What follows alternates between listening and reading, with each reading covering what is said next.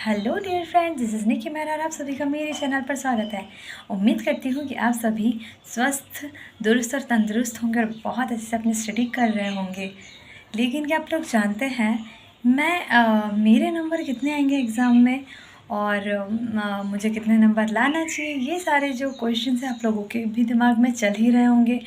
क्योंकि जैसे जैसे दिन कम होते जा रहे हैं, मतलब 45 डेज़ थे, लेकिन अब तो केवल 29 या 30 डेज़ बचे हुए होंगे। और जिसमें हम लोगों को ये एनालिसिस करना है कि हम लोग एग्ज़ाम में हम लोगों का जो टेस्ट है, मतलब जो वीकली हम लोग जो टेस्ट देते हैं हर संडे, तो उसको एनालिसिस करने के बाद में हमको ये जानना है कि हम कहाँ पर मिस्टेक कर रहे हैं।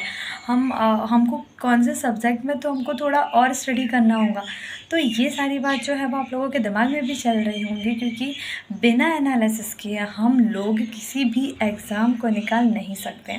जब तक कि हमको ये नहीं पता होगा कि हम लोगों की कमज़ोरी क्या है, कौन सा सब्जेक्ट हम लोगों को परेशान कर रहा है, या फिर हमको उसमें और ज़्यादा अच्छे से मेहनत करने की ज़रूरत है, तब तक कि हम लोग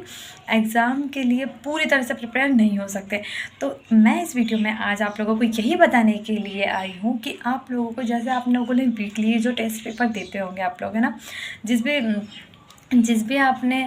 भी संस्था में, मतलब जिसमें भी इनरोल हुए होंगे, जो भी आप लोगों ने पेज परचेस किया होगा जिस भी संस्था का, तो आप लोगों को वहाँ पर वीकली जो हम लोगों का टेस्ट होता है उसमें आप लोगों ने देखा होगा, एनालिसिस किया होगा कि आप लोगों के कायमे नंबर में अब, मतलब जैसे बहुत से लोग होते हैं जिनको जो होता है पेडोलॉजी हो गया, या फिर मैथ्स हो गया, रीजनिंग हो गया, इसमें शायद और भी बहुत से 1-2 सब्जेक्ट है। सबके अपने अपने, मतलब ये होता है खुद का पर्सनल कि यार मुझे ये समझ में नहीं आ रहा है, ये सारी चीज़ें है ना। तो आप लोगों को उस चीज़ को पकड़ना है, जिस चीज़, मतलब जैसे आप लोगों का सब्जेक्ट जैसे कि मैथ्स वीक है, ठीक है। अब मैथ्स में आप कौन सा, मतलब ये यदि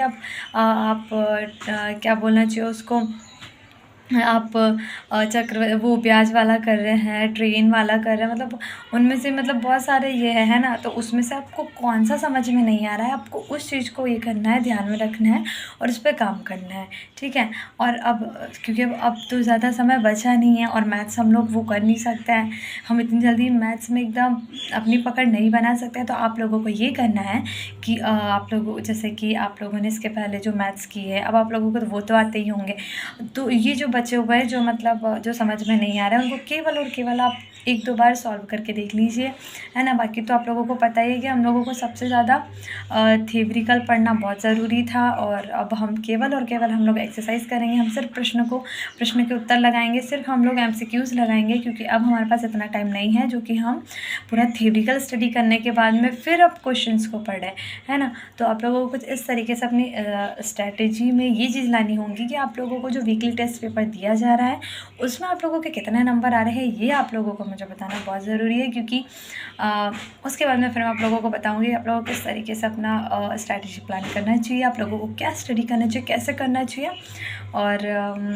क्या होगा, ये सारी चीज़ें हैं ना। तो आप लोगों को बिना किसी टेंशन के अपनी स्टडी करनी है, और जितना ज़्यादा हो सके आप लोगों को जो हम लोगों का,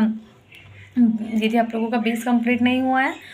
तो आप लोगों को फिर एमसीक्यूज़ पर ही डिपेंडेंट होना होगा, क्योंकि अब एमसीक्यूज़, अब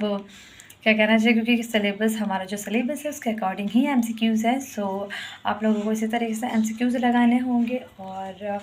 अब तब तक अपनी अपनी स्टडी कीजिए और मुझे दीजिए इजाज़त। Thank you so much everyone. जय श्री महाकाल, हर हर महादेव। अपना ख्याल रखिएगा।